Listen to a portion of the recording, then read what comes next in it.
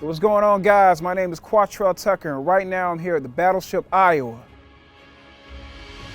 The Battleship, Iowa is a place that you can feel at home and connect with veterans like you and like me.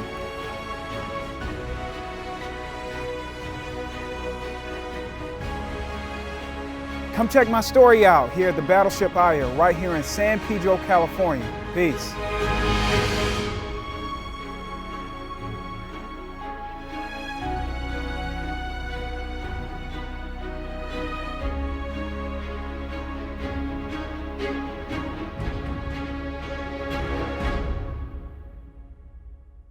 Quartrail Tucker. Quartrail Tucker. By the dawn's early light, and I won't forget the man who died and gave that. Waiting for the day that you come back in my life. My name's Quartrail Tucker. I am a staff sergeant in the United States Army. My job here in the United States Army, I am a recruiter in Los Angeles County. Also, I am a singer and a musician and a producer. You working the 9 to 5 while on the grind. I'm originally from Spartanburg, South Carolina. Growing up in Spartanburg, South Carolina, it was difficult at times. I came from nothing.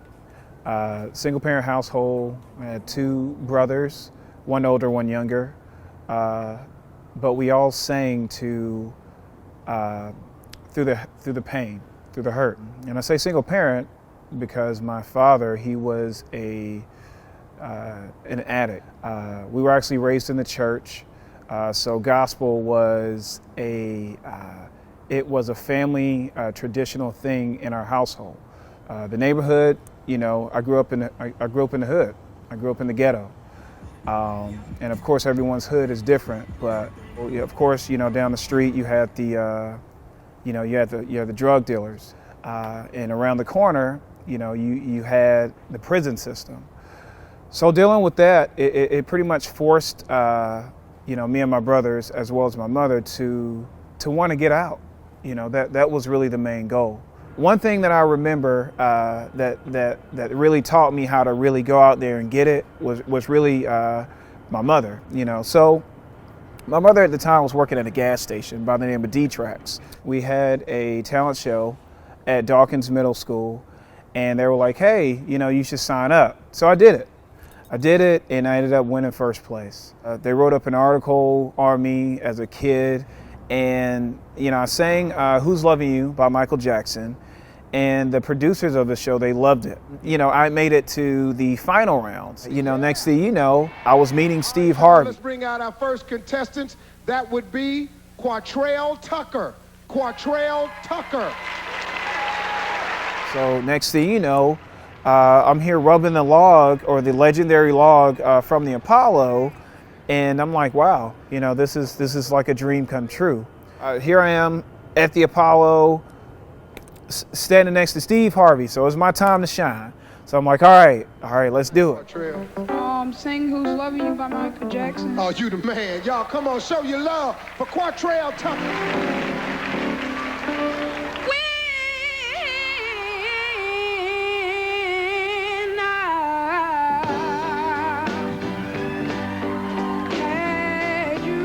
So went out there, I did my thing, Who's Loving You, performed it, and next thing you know, an unexpected standing ovation from the Apollo Theater. And I was like, wow.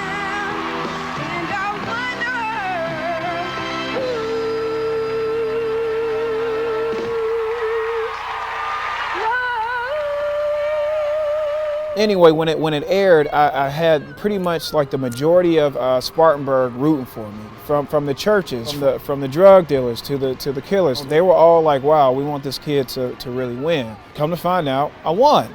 It was like 94% compared to like 16 point something percent. So it was like I wiped out the competition.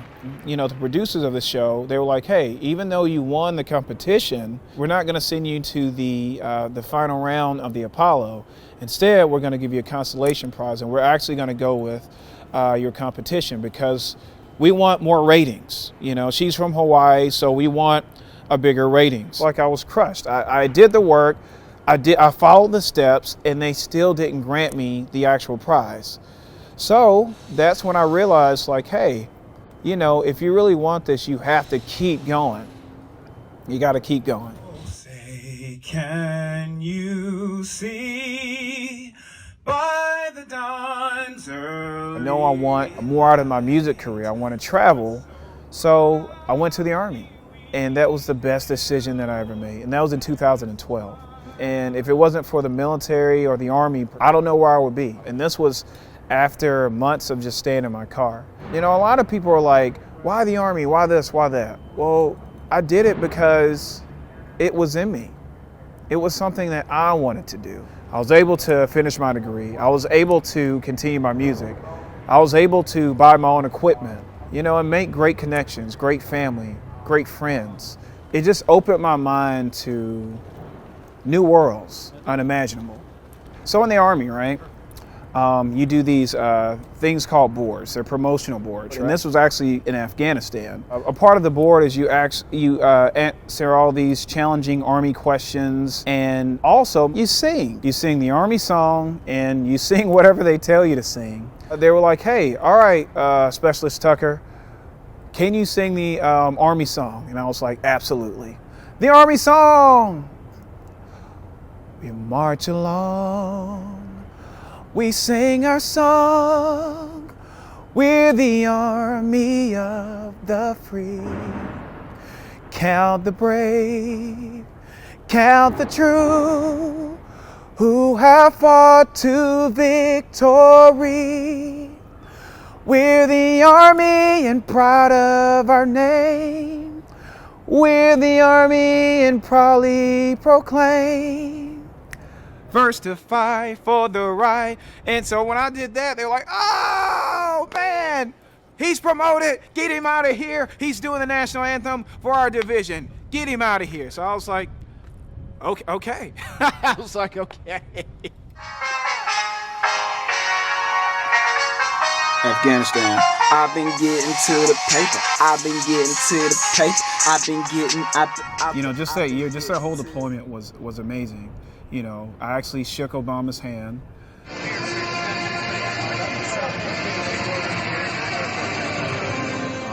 I actually, you know, was able to stand behind one of his speeches. He actually did it on CNN. That to me was beyond measure. Hell, also making it out alive. From the many missions that we had. I was a gunner, so a turret gunner, but I was also a dismount. And just going out there, just stepping out on faith, you know, because I could have easily been wiped out by a mine or just a sniper or anything. That was a tough time, but I made it through. Yeah. Which will be sung this evening by Sergeant Quartrail Tucker. Can't get mad 'cause it was jealousy, pin the blame on my hopeless desire. Let us rise as one nation and one people for our national anthem, which will be sung this evening by Sergeant Quartrail Tucker. I want to say like 2016. I actually sang the national anthem for the Syracuse game.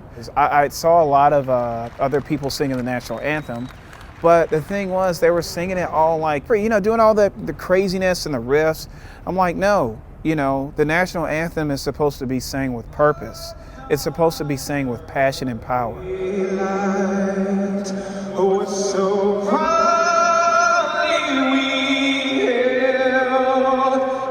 It shouldn't be saying to glorify you, even though I get it. You know, I know you have the different versions, like the Whitney Houston's, rest in peace, or the Lady Gaga's, or the Fergies. That was a joke. But I'm like, what? But for me, when I did the national anthem, I wanted to do it the right way, or at least the way that I felt that it was supposed to be done.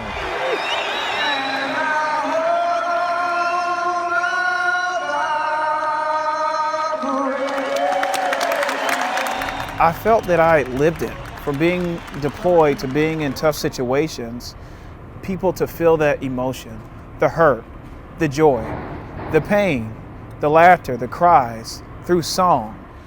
This is what they got me doing. Fueling, freezing, working. Love you. For me, also, is when I came here and I was able to sing the national anthem for the Dodgers game. The 30-second one. What's so promising by the dawn's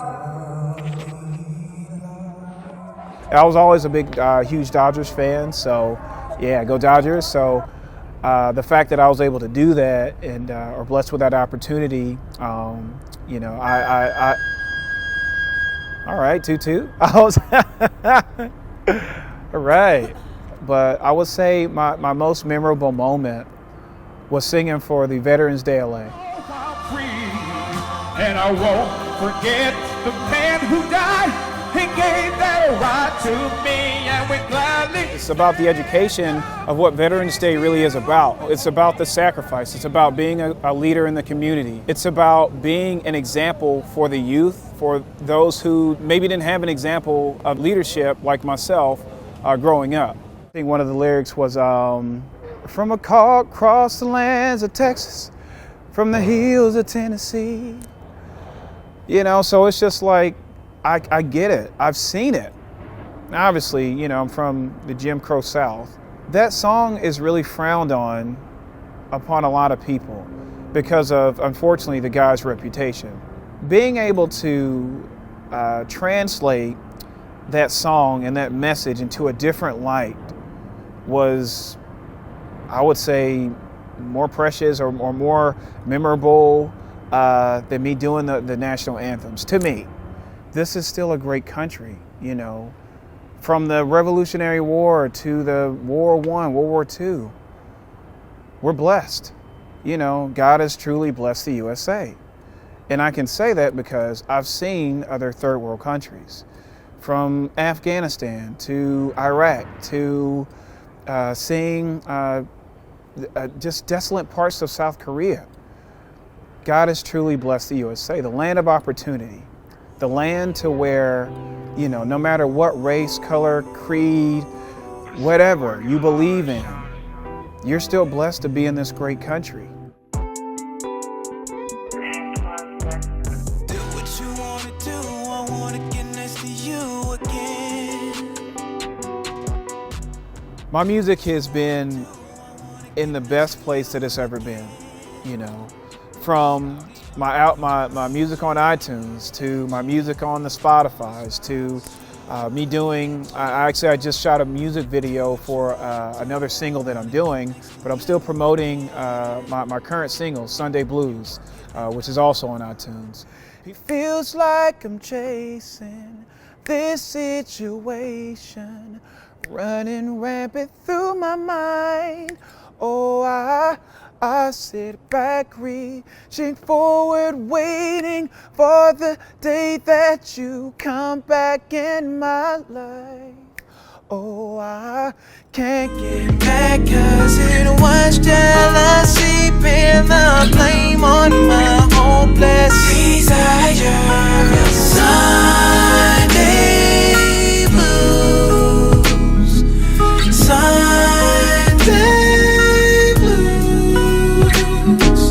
Sunday Blues paints the story of, here you have a heartbroken guy just expressing how he feels, you know, just expressing that emotion through song. So it was literally just right after Thanksgiving, you know, everything was great until it was a few days after Thanksgiving. So I got the news that my grandparents got COVID. So 2 weeks had passed, and you know, it went through from, hey, we got COVID to, hey, we're in the hospital. My grandmother, she had got better, and my grandfather, who actually raised me, who was actually my father, you know, growing up, he's the one that really taught me to keep going. You know, no matter what, you got to keep going. So then days passed, and you know, I'm getting phone calls saying, hey, your grandfather's condition's getting worse. His organs are failing from COVID. You know, he didn't make it. And this was just, honestly, it was a few months ago, as in like December. It was rough. It was very rough, knowing and seeing the father that raised me. Even though he was my grandfather, he was my father. I just couldn't believe it. You know, here we are, someone that literally saw me do all of these things, all the anthems from the Apollo, to seeing me in the Army, sending me off, giving me all these great words of wisdom, to him no longer being here. And you know, I know that, you know, I know that he's still here. I know that he's still with me. I know that he's smiling down, you know, and I know that that's a reason why I have to continue to go, continue to keep going, no matter what. And yeah. So I continue to produce. I continue to songwrite because I believed in me. My music has been in the best place that it's ever been. People feel it. People can relate to my music. They can relate to the stories that I'm writing, the real stories, not the fake ones where I'm like, oh, I'm in Beverly Hills living this, whatever life. No, I came from nothing, so I'm gonna write about it. I want you to feel my passion.